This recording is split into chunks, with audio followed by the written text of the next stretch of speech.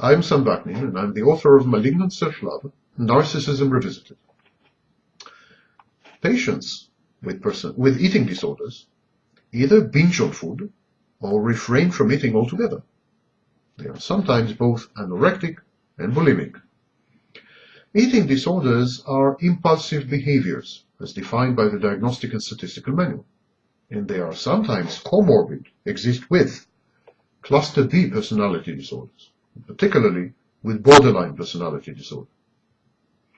Some patients develop eating disorders as the convergence and confluence of two pathological behaviors, self-mutilation and impulsive behaviors.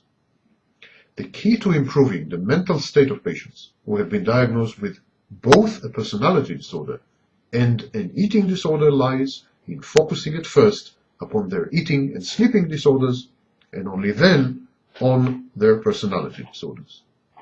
By controlling her eating disorder, the patient reasserts control over her life, and this newfound power is bound to reduce depression or even eliminate it altogether as a constant feature of her mental life. It is also likely to ameliorate other facets of her personality disorder. You see, it's a chain reaction. Controlling one's eating disorders leads to a better regulation of one's sense of self-worth, self-confidence, self-esteem.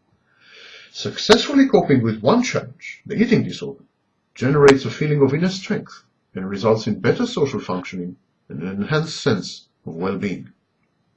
When a patient has personality disorder and an eating disorder, the therapist would do well to first tackle the eating disorder.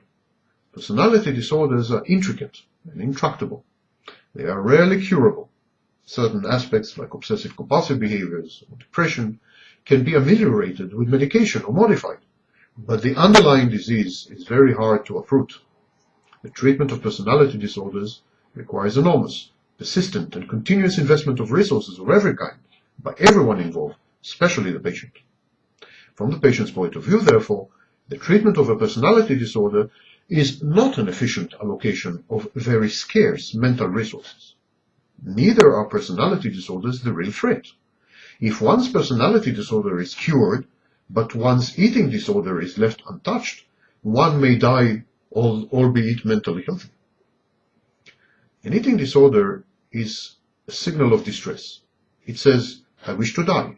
I feel so bad. Somebody help me. It is also a message. I think I lost control. I'm very afraid of losing control. I will control my food intake and discharge. This way I can control at least one aspect of my life, my eating. And this is where we can and should begin to help the patient, by letting her regain control of her life.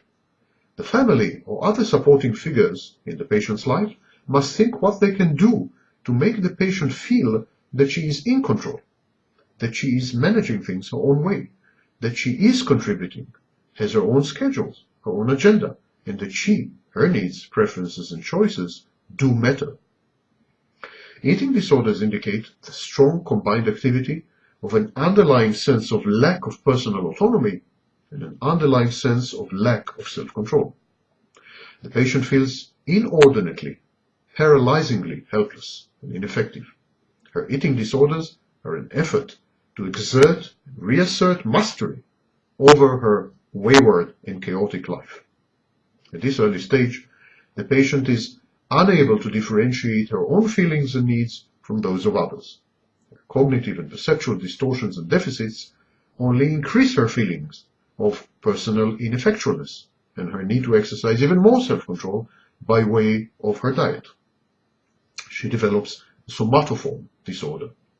The patient does not trust herself in the slightest. She rightly considers herself to be her worst enemy, a mortal adversary. Therefore, any effort to collaborate with the patient against her own disorder is perceived by the patient as self-destructive. The patient is emotionally invested in her disorder. That's her vestigial mode of self-control. The patient views the world in terms of black and white, of absolutes. This is a primitive defense mechanism called splitting. Thus, she cannot let go, even to a very small degree. She is constantly anxious. This is why she finds it impossible to form relationships. She mistrusts herself and by extension others. She does not want to become an adult. She does not enjoy sex or love, which both entail a modicum of loss of control. All this leads to a chronic absence of self-esteem. These patients like their disorder. Their eating disorder is their only achievement in life. Without their disorder, they are ashamed of themselves and disgusted by their shortcomings, expressed through the distaste with which they hold their own body. Eating disorders are amenable to treatment, though comorbidity with a personality disorder presages a poorer prognosis. The patient should be referred to talk therapy, medication, and enroll in online and offline support groups, such as Overeaters Anonymous. Recovery prognosis is good after 2 years of treatment and support. The family must be heavily involved in the therapeutic process. Family dynamics usually contribute to the development of such disorders. In short, medication, cognitive and behavioral therapy, psychodynamic therapy, and family therapy ought to do it. The change in the patient following a successful course of treatment is very marked. Her major depression disappears together with her sleeping disorders. She becomes socially active again. She gets a life. Her personality disorder might make it difficult for her, but in isolation, without the exacerbating circumstances of her other eating disorders, she finds herself much easier to cope with. Patients with eating disorders may be in mortal danger. Their behavior is ruining their bodies relentlessly and inexorably. They might attempt suicide. They might do drugs. It is only a question of time before they succumb. The therapist's goal is to buy them that time. The older they get, the more experienced they become, the more their body chemistry changes with age, the better their chances to survive and thrive.